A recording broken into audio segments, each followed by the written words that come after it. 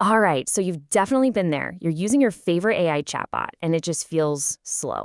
So today, we're going to pull back the curtain on exactly why that happens and dive into all the clever engineering tricks people are using to fix it. Let's get right into it. Here's what we're going to cover. First, we'll talk about the core problem. Then, we'll get into 3 big ways to solve it. First, by shrinking the AI model, then by speeding up how it actually thinks, and finally, how to scale all that up for millions of users. And we'll wrap things up with a simple playbook for any developer out there. It really all comes down at this one fundamental tension. We want these AI models to be super smart, right? And that means they have to be absolutely huge. But that size creates a massive headache for developers. It's this constant battle between speed, performance, and, of course, cost. Well, the answer really starts with one single, kind of staggering number that has everything to do with the model's sheer size. So get this. A model like Llama 70B needs 140 gigabytes of GPU memory just to load. We're not even talking about running it yet, just getting it loaded up. That's way more memory than most high-end gaming computers even have. Now, here's where it gets really crazy. Because these models generate text one word at a time, a pretty simple 500-word answer could take almost a full minute to show up. And in the world of chatbots, that's just an eternity. It's basically unusable. Okay, so where do we start? The first and most direct strategy is to go right for the source of the problem, making the model itself fundamentally smaller and more efficient. One of the key techniques here is something called quantization. The best way to think about it is like taking a giant high-res photo and compressing it into a much smaller JPEG. We're basically reducing the numerical precision of all the numbers inside the model, taking them from a really detailed format down to a much simpler, smaller one. And the impact is just massive. I mean, look at this. Moving from 16-bit numbers down to 8-bit or even 4-bit can slash the memory you need by over 90%.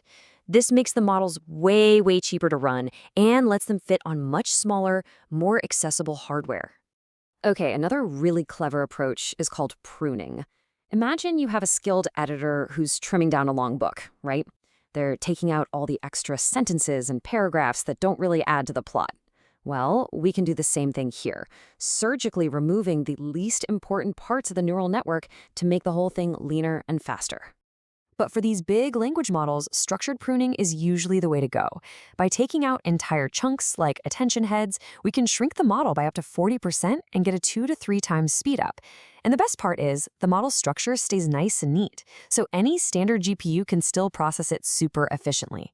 So we've made the model smaller. What's next? Well, the next challenge is to optimize the actual process of generating text, token by token. How can we make every single one of those steps faster? A really critical tool for this is the KV cache. You can think of it as the model's short-term memory.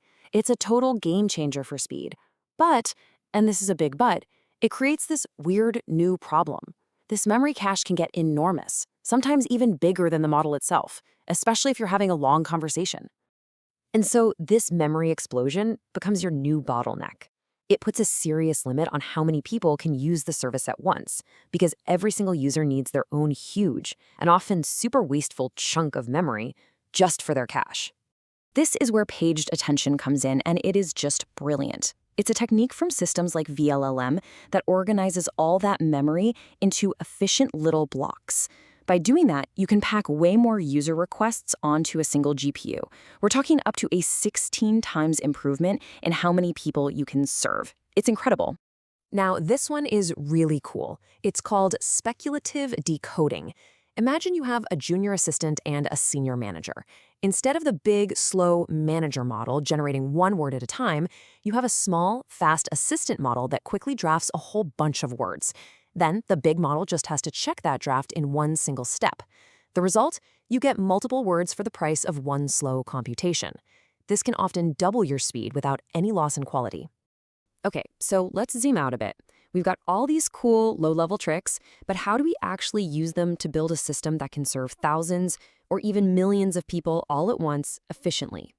This is where something called batching comes in. Now, the old way, static batching, was just plain inefficient. Think of it like a bus that refuses to leave the station until every single seat is full. Continuous batching is way smarter. It's a dynamic system that's constantly feeding work to the GPU, which can boost your throughput by 2 to 4 times. And, choosing the right tool for the job is absolutely critical. These serving frameworks are super specialized. So if your main goal is to handle the absolute maximum number of users at once, you'd probably go with something like VLLM. But if you're building a system where every single millisecond of delay matters, NVIDIA's TensorRT LLM is usually the top choice for pure, raw speed. But what do you do when a model is so huge it won't even fit on one GPU? Well, engineers have to split it up.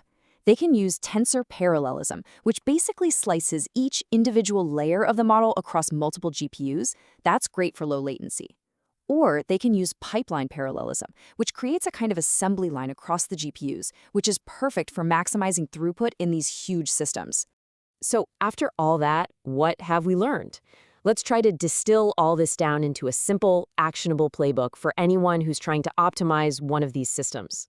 The optimizer's playbook really just comes down to 3 rules.